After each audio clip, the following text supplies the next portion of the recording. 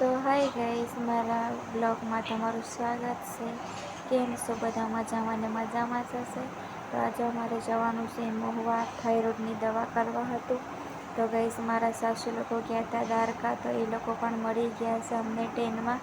તો ગાઈસ, મારા સાસુ પાસે પણ ફોકસ કરજો કેમેરામેન. તો જોઈ શકો છો ગાઈસ, અમારા સાસુમાં છે, હાઈ કરે છે. અને ત્યાર પછી ગાઈસ અમે દેહમાં આવીને નીકળી પડ્યા છે ભવાની જવા હતું ગાઈસ.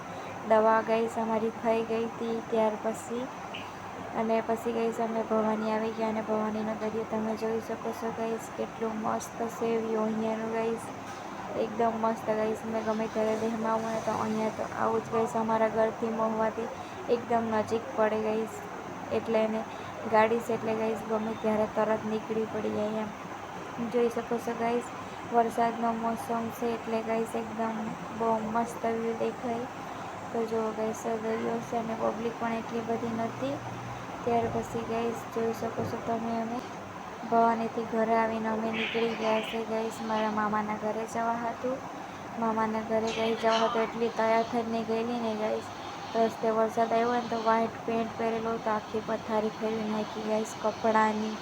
આખા ખड्डा ગયા ગાઈસ, કાદવવાળા થઈ ગયા. બહુ વરસાદ આવ્યો હતો એટલે ગાઈસ વરસાદમાં બ્લોગ નહોતો બનાવ્યો. ત્યાર પછી ગાઈસ ધમુએ મામાના કપડાં અને મેં ગાઈસ માસીના કપડાં પહેરી લીધા હતા.